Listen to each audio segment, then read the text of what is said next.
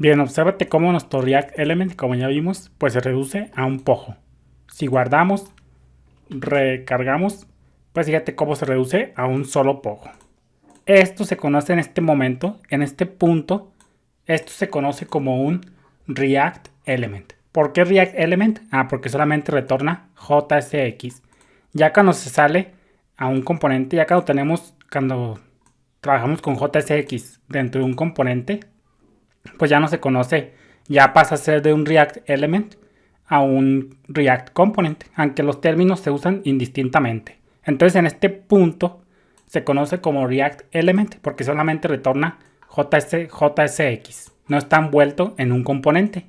Entonces, fíjate que si crees que tu componente React se está haciendo demasiado grande y complejo, que es difícil de seguir, ya que se vuelve muy difícil o intratable, entonces puedes dividirlo en componentes más pequeños para simplificar. Esto se conoce como extracción de componentes. Entonces fíjate que todo esto pues ya se está haciendo muy difícil de manejar. No tanto tampoco, pero lo podemos hacer más encapsulado y lo podemos ahora sí que extraer. Esto se conoce como extraer. Lo podemos extraer a un componente de React. Entonces vamos a lograrlo. Vamos a ponerle function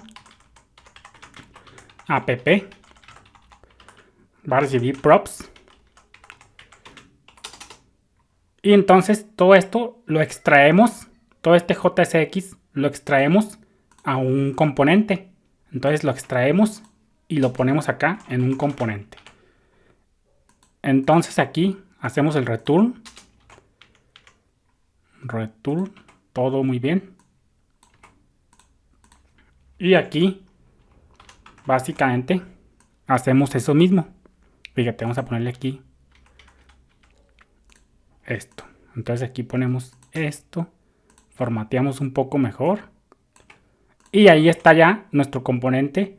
Ya lo extraímos. Esto se conoce como extraer componentes.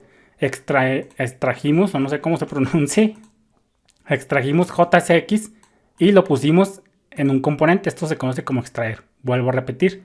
Y digo que extraer componente porque este término se utiliza mucho en la documentación de React y en muchas páginas de internet. Tú vas a ver que cuando se saca JSX a un componente se conoce como extraer a componentes. Entonces aquí, por eso se dice que los componentes, por eso yo te puse acá, este componente envuelve. En inglés tú vas a ver lo que lo más normal es como le digan wrap, que en español es envolver. Aquí dice este componente wrap, pues ahora sí que, bueno, aquí nomás lo puse para sus children. Pero esto también se conoce como app está wraps el div. En este caso pues el div pues este no tiene ningún nombre, pero aquí básicamente app está envolviendo wraps el div.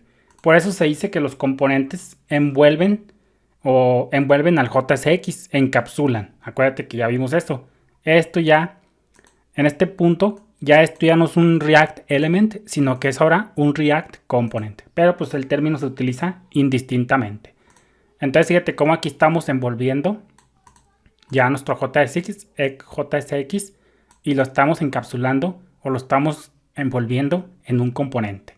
Entonces que fíjate que si imprimimos aquí, hacemos esto, un log, y hacemos aquí app. Vamos a guardar, vamos a recargar. Bueno, aquí me da error, pero por la variable. Pero fíjate cómo efectivamente, a pesar de que se extrajo a un componente, se hizo la extracción de componente, pues fíjate cómo al final de cuentas sigue retornando lo mismo. Se redujo a un pojo. Y esto tiene completamente sentido porque fíjate que nuestra función no es más que una función de JavaScript, nuestro componente no es más que una función de JavaScript que retorna JSX. Y JSX ya vimos que se reduce a pojos. Entonces por eso tiene lógica que aunque esté envuelto en un React Component, pues sigue retornando un pojo, porque lo que está retornando en sí la función es JSX. Entonces, a pesar de que ya es un componente customizado, pues ya al final de cuentas sigue siendo un pojo detrás de las escenas. Y esta técnica se conoce como extracting components, algo así como extraer componentes.